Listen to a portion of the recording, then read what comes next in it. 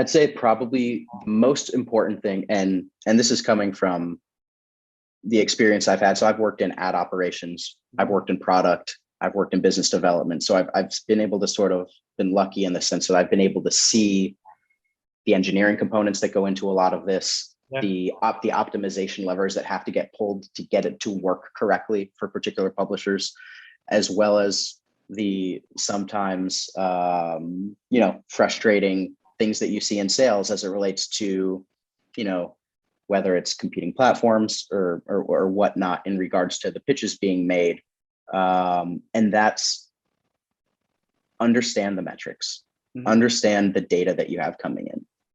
For example, I was chatting with a publisher, this was probably late last week. And I was just like, if you don't mind sharing, like, what are some benchmark CPMs that you're seeing? What are some benchmark fill rates that you're seeing? We'd just love to get an understanding. You have a unique mix of geographic distribution on your site. It wasn't purely US, so it was one where I was just more curious than anything. And the guy just comes back to me. He's like, yeah, we're being reported out a 325% fill rate. And I was just like, excuse me, could you repeat that again?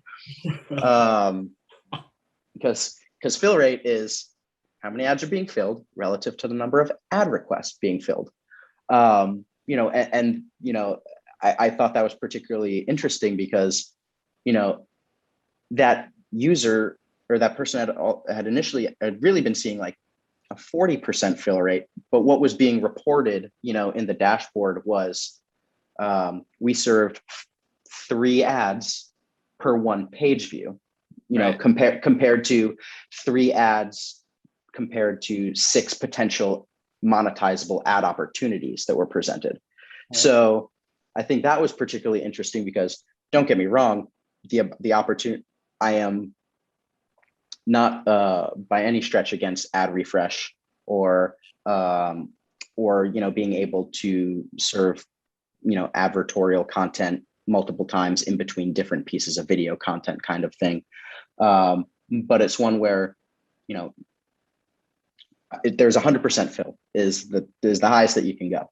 So it's one of those where it felt like that person was being dealt a very large disservice from essentially just being told that, you're seeing 325% fill, really it's 50%. So for them, they're just like, oh, well, we're 3x what we could ever achieve elsewhere. But realistically, it's like, well, technically you're only at 50% of potentially of what you might actually be able to achieve from a revenue generation standpoint.